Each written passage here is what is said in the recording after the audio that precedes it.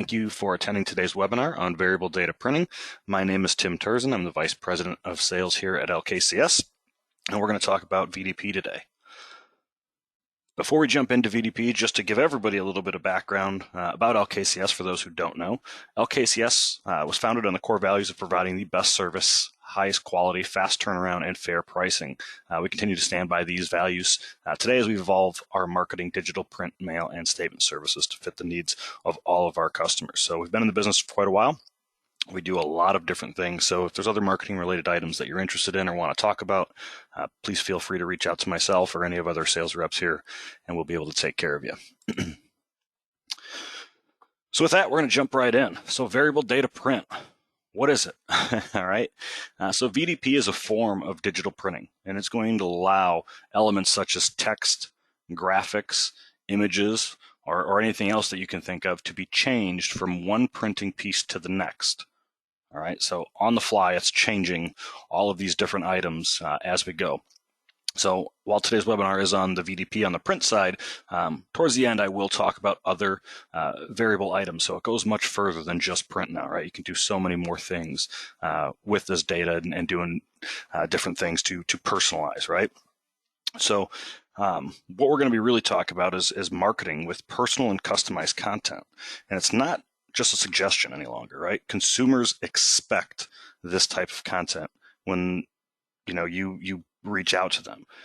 So I was actually just reading a financial brand study, just came out Monday, that I saw, and they found that 83% of consumers want customized content specific for them.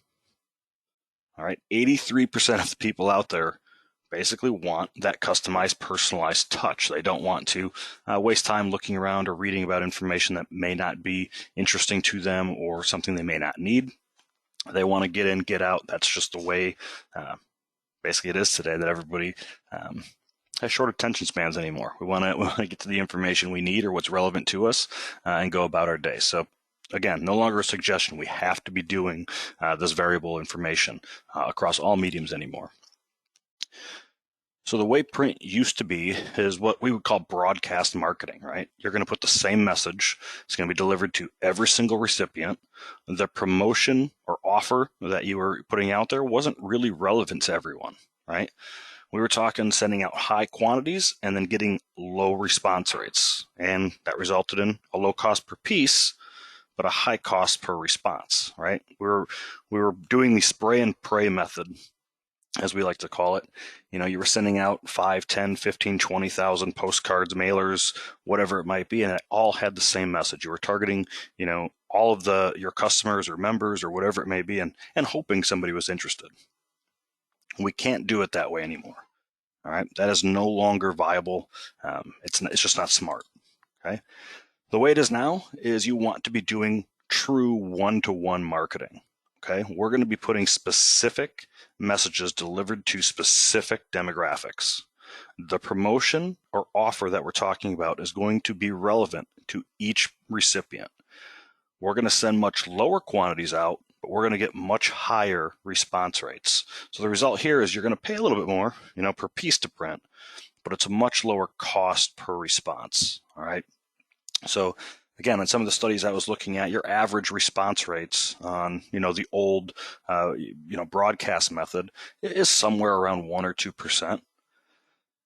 With the variable method, doing personalized, customized content that's relevant, you're getting on average now 6%, and it goes much higher than that depending on the offer and other variables, but 6% compared to 1 or 2. All right, so that's a huge increase. We want to make sure that continues to grow. So how do we do it? Where do we start? And what we're going to start with is data. It is the king. You have a lot of it. You probably don't realize how much data you actually have on the consumers and your members and customers and all that good stuff, but it's out there and we need to use it, right? So these next few slides are going to talk about all that data and the different ways you can get it and access it and then you use it, right? So number one, start with the data from within your core processing system or other internal databases. So whether you have separate, an online banking or home banking that has different information or different systems internally that keep track of, different things, anything about your customers or members. Pull all that together, right? You have their names, their addresses, their email addresses. You know what types of accounts they have. Do they have savings, checking, loans, whatever it might be? You know what balances they carry, right? You know how old they are. So what are their ages? You know where they prefer to do their business. If you have multiple branches, which branches do you see them come into, right? Where are they visiting? And then all the different services. What are they using and what are they not using? You should already have all of that information at least, okay? Other systems, MCIF systems, or LKCS has an MCIF alternative called DataFlex. These types of systems are going to give you the ability to collect additional demographic criteria. All right, so added on top of what you already have. You're going to be able to identify trends in activity, new accounts, new account holders, and more. These have advanced analytic capabilities, so you're able to see how people are using, what products and services they may be opening accounts with, what's most likely to be opened, right? If they're coming in on, say, an indirect loan, what's the next most likely product? We can kind of look at all of that. We can do householding. We know who's living together, what products and services the entire household is using or not using. All of those things are going to come into play from the MCIF type systems. External sources. So how else can we supplement our data to get the best possible information so we can reach out to those consumers? We're going to look for data enhancement and high quality mailing lists. All right, so this is important, and we're going to touch on a few of these things, but the high quality part is really important. We'll discuss it, but we want the ability to target specific demographics, including location, so zip codes, carrier routes, or distances, age, sex, income, home ownership, and any other criteria that you may be thinking. There are tons of databases out there. It's just finding the right ones. Lists are constantly updated for improved accuracy. So, where LKCS is purchasing lists, those lists are updated depending on the different demographics within that list. They're updated weekly, up to monthly. Okay, so typically never any later than month to month, but a lot of the demographics getting updated by the week, right? So you can purchase prospect lists that way, or you can append data directly to your existing account holder list. So either way, or either side of the fence that you want to, kind of look at, there is data out there and you can supplement either way. All right. Like I said, there are a ton of, lists and data suppliers out there, and they are not all created equal. So you have to be careful. You have to watch. All right. So there's a lot of places out there that give you basic data, which are resident or business occupancy lists. And these reach everyone, and there's not a lot of targeting capabilities. So we would tend to shy away from these when we want to do, specific targeted marketing. But they are out there if you have needs for other things. What you are looking for are specific consumer lists. The best ones out there are compiled by divisions of major credit bureaus. Okay. Axiom is one of the big ones, and that's a division of TransUnion. Okay. They have a lot of different demographic criteria to choose from, and a lot of different models or behavior analytics and all that type of stuff that are out there. They're very, very good. We found them to be very, very helpful. We can find things like new movers, so people moving into your market, new borrowers, people taking out, loans for the first time, new homeowners, or any other type of specialty lists. All right, all that data is there to use. Again, I talked about the behavior models. All right, so the credit agencies and other data aggregators have developed these high-quality behavior models to identify qualified prospects. So you can do a few different things, but a few examples of these are the economic stability indicator. Okay, and really what that is, it's a model that shows a range of credit. So it's not their exact credit score, but it's giving you a range based on the zip code they live in and actually the street address. So their specific neighborhood, if it's more affluent than another or whatever it might be. There are intent to purchase, say, vehicle. trends out there. So you can actually find out, people's intent to purchase and how often they're purchasing. Are they people that, are looking every 2 years, 3 years, 4 years, whatever it might be? Life cycles. What stage of their life are they in? Do they just graduate college? Are they newly married? Are they new homeowners? Are they new parents? That type of stuff is all out there, and we can market to all these people different ways. We can find out interests. So there are a bunch of different interest elements, and they're all derived from actual purchases and self-reported surveys. So people's purchasing habits and what they're actually buying and what they're actually using is all collected from these data aggregators, right? So we know what they're interested in or what they're not interested in. Real property data, right? This consists of actual property ownership information coming directly from the county public records, census data, or other self-reported surveys. So it is very accurate information. Their buying activity, all right? We can look at that and see basically what their online and retail activity consists of, and then we can consolidate that by month and by type. So again, we know what these people are looking for. We know when they're interested. We know how to reach out to them, and we can get into ethnicity as well. So those that are working in markets that have multiple different ethnicity groups or high volumes of different ethnicity groups, we can look at different things there to help out. And then, of course, LKCS works with the credit bureaus, right? So we can use the actual credit bureau data if we want to go that far. This allows us to react with the right offers at the right time, right? Extending pre-approved offers of credit to account holders or non-account holders based on their actual credit information. All right.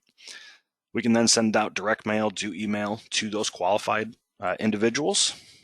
And we can do everything from showing payment examples, different rates, savings, etc. It's all based, again, on their actual credit level. So we know exactly what loans they have or don't have, what they're paying for those loans.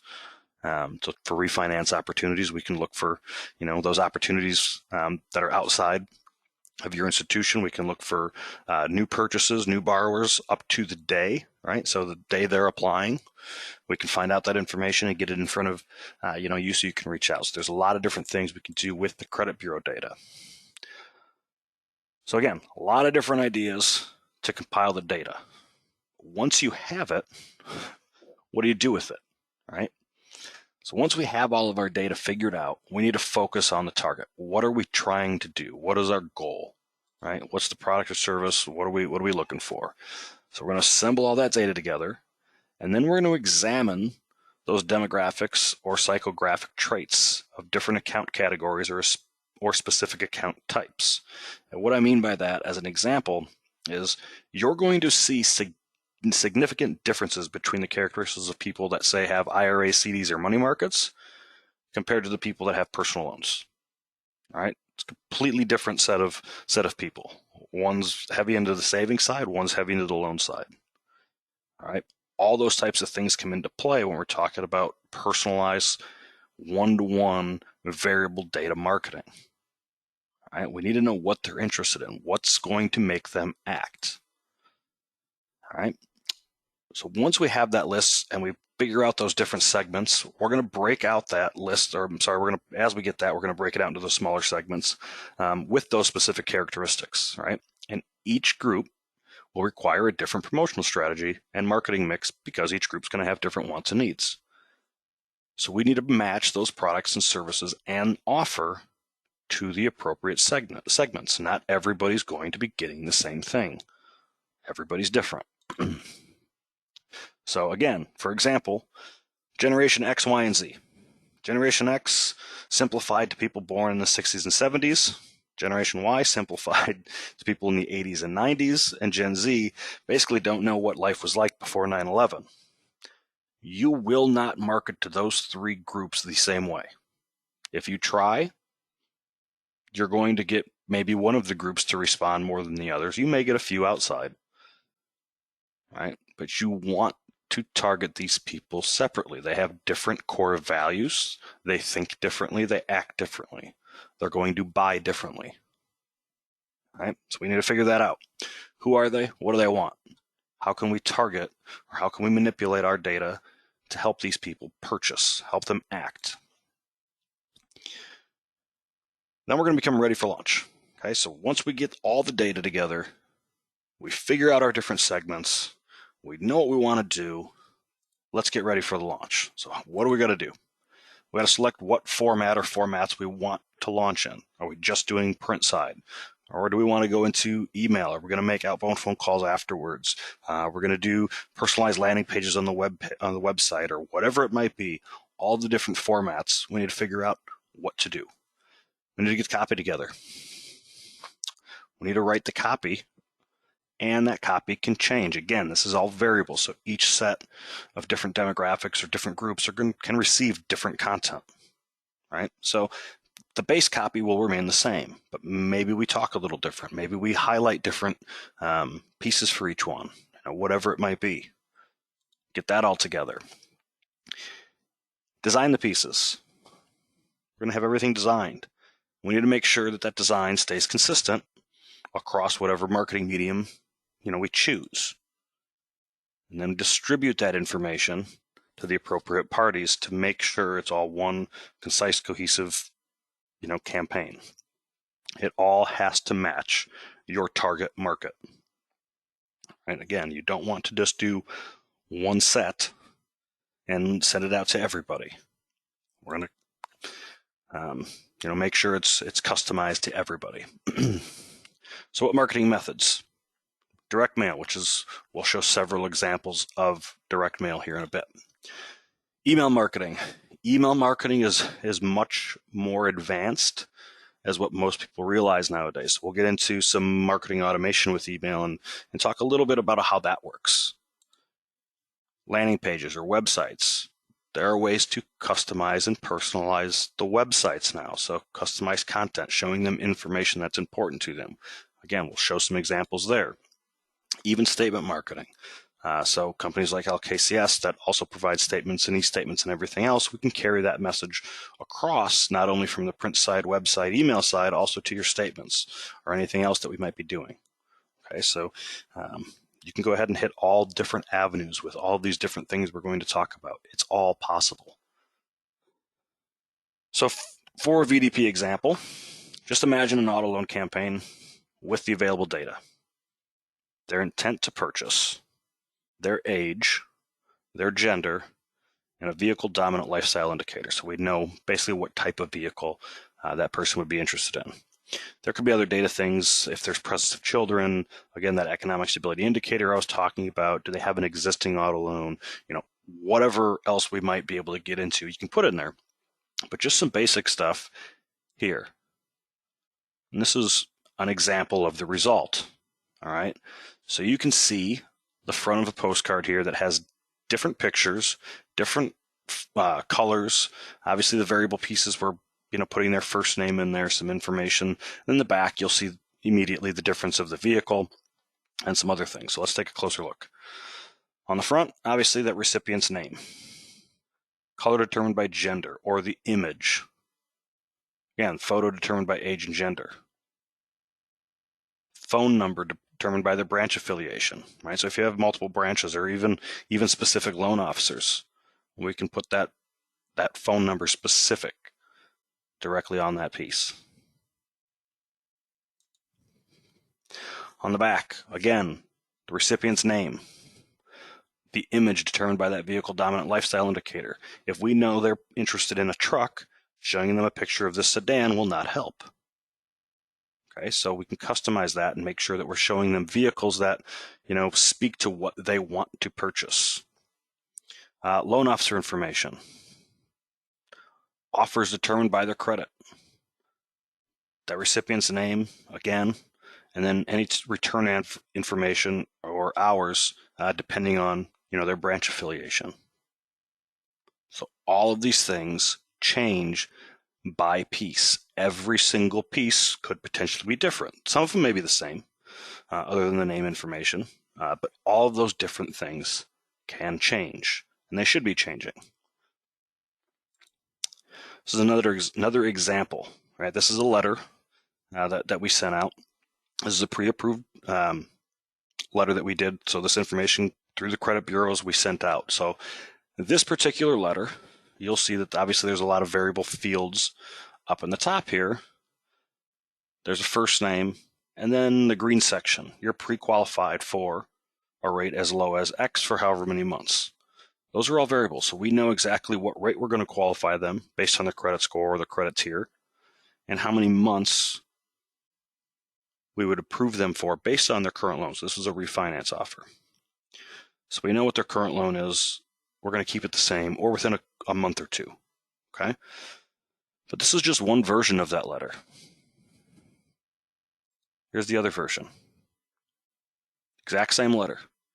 Content, base content is the same, but we're showing them a monthly savings now. An example of their current payment, their new payment, that monthly savings again, and then an annual savings. So you can see how that might hit a little harder, right? It makes more sense. I can see exactly how much money I would save per month or per year on this loan. So again, side by side to make it a little bit easier, crop down so just the content's there. So again, the base content is the same. The reason we have two versions of this letter, once we get the information, we can do a customized calculation. We have found that there's a certain number, usually it's right around $25 a month, that consumers will act more on, right? So if we could save them at least $25 a month, it's stronger to show them the exact monthly savings and annual savings or savings over the life of the loan. Where others, if it's only a few dollars a month, maybe $10 a month, they're not thinking, that's worth it. So maybe we don't show them that information. We just show them the better rate, right? And the other information that makes sense, that makes it a stronger call to action for them. So two different versions, same letter, depending on how they were qualified and what they're going to save. You can go further with variable data. You can get variable images. So, at the top of this, there's a little chocolate bar that has a specific name in it and a customized font. All right. First text. This particular piece is something LKCS sends out to our new clients as they launch new services. So we specify what service they launch. That's variable. We talk about other things in here, variable information for that particular account representative that worked with them, their signature, all of that stuff. So those change on the fly every single time. So all different ideas, but ways to make it stand out, make it relevant. Talk directly to that particular person rather than a blank message that would go to everybody. I want to touch on marketing automation with email. All right, so I know we talked variable data print. It's really variable data content. All right, so everything should be using this variable method and getting information out that makes sense as the people need it. So email marketing standard is great. It works really, really well. Almost everybody has an email address that you guys probably have on file already. So it's a great way to start. But what is marketing automation? All right, what is marketing automation with email marketing? All right, it's basically going to use software technology to automate repetitive manual marketing activities, your email, your text messaging, any lead conversion and tracking, your systematic follow-up. What I mean by that, we can allow you to grow your audience, strengthen those relationships with your customers, your members, and encourage them to take the next step. All right. Why do we want to use it? Saves you time. You can improve engagement and increase leads and conversions. We know then email opens and clicks, who's forwarding emails, what web pages they visit, any form or calculator submissions. Are they viewing videos? Are they looking or downloading your app for your mobile banking perhaps, or PDFs for other content, sharing on social media, live chat, all those different types of things we can look at with email marketing automation, okay? This is an example of an automation flow.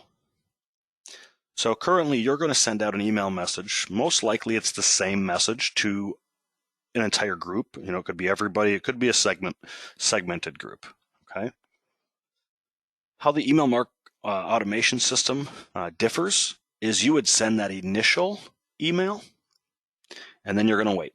So this topic, we send an initial, product or service email to that group that we believe would be interested, right? So we're going to do get that data, find those segments, send it out to the segment that makes sense. And we're going to wait 3 days. And then we're going to see what they've done, right? Send a different email. Wait 3 days, see what they do. Whoop, sorry about that. Go back there. Send a third email. Wait some more time. Send another follow-up email. So each one of these emails, as we send it out and as they view them, as they go to the website and view information on the website, there's actually a tracking code behind it. And we're actually seeing exactly what they're clicking on, what pages they're going to, and what they're looking at. So we can see their interest level. Are they going up or are they going down? Should we send them more information on something specific? Should we change directions? Maybe we're started on this auto loan campaign and they started looking at an auto page, but then they shifted. Now they're looking at our mortgages more. Whatever it might be, we could follow them from their interest stage to actively researching pieces to ready to close, knowing that they've used a calculator or started an application or whatever it might be. Closed groups, so people that have actually converted and actually sent in an application, and people that haven't responded, haven't done anything. So we can segment them out further and start targeting each of those groups differently based on, again, their activity. How far have they gone? So we can set goals and lead tracking. So as they kind of move through and as they look at different things, they're getting higher, what we call that goals, I guess, their point system. And they'd move into these different funnels and receive different marketing automation based on their interest level. And again, if they fall out of one particular product category, we see what products or services they are interested in, and we can shift them and move them into a different segment. And then can continue, I guess, to market to them with those different emails. So it's automated, it's setup time, right? Set up all the emails in the different language. But then the system is able to track it. And we just have to monitor and review the analytics and tweak as needed. All right. So much more high-end solution than just a traditional email that you send out and hope people respond. This is actually targeting specific people based on specific products they are interested in as they're researching. All right. And then websites. All right. We know from everything we do, once they get that mail piece, they're going to go to your website. Everybody's going to go online first. It's the first thing everybody does. All right. So let's also start personalizing that journey. And it is possible now. All right. So knowing how consumers are using the website is a big key. So personalize that experience to show them content that they're interested in, products and services they're specifically interested in. We want to set goals, create content, and then test and test and test. All right, so this is something that's, again, always tweaking. We're always moving things around and doing things a little bit different. All right, so how do you personalize? So for instance, I'm going to show you some of the LKCS stuff. We track our users' engagement with our own site, and then we personalize content to fit the different products or services that interest them on return visits.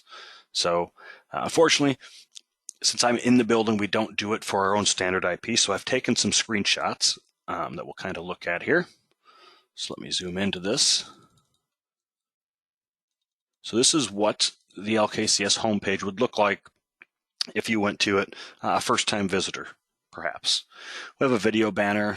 We talk about, potentially getting your product getting your project started, a general testimonial from one of our clients, some upcoming webinars, things going on within LKCS, some of our blogs, posts, news posts, things like that, and then some other information into our footer. So nothing crazy, just some standard information. And most clients are going to go into the main navigation and start looking at specific products and services. The difference here is once they start looking at those different products and services, we have each page set as a goal. The more points they accumulate, so the more points they get based on what products and services they're looking at.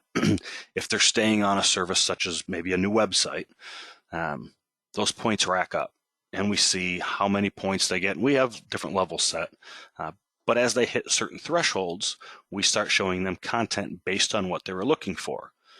As they start looking at other pages, those points come off from the other product, start adding for the new product.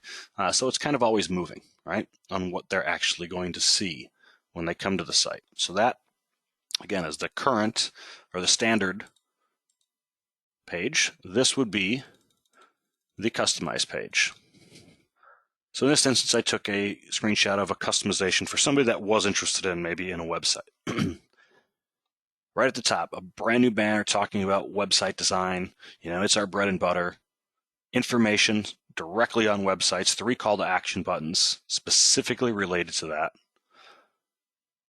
A specific testimonial directly related to a website build that we had just launched.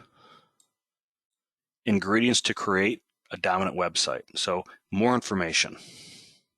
Exactly how you want to create that website, different ideas, different content, ways to, or calls to actions to start. So that would get them in touch with somebody here at LKCS.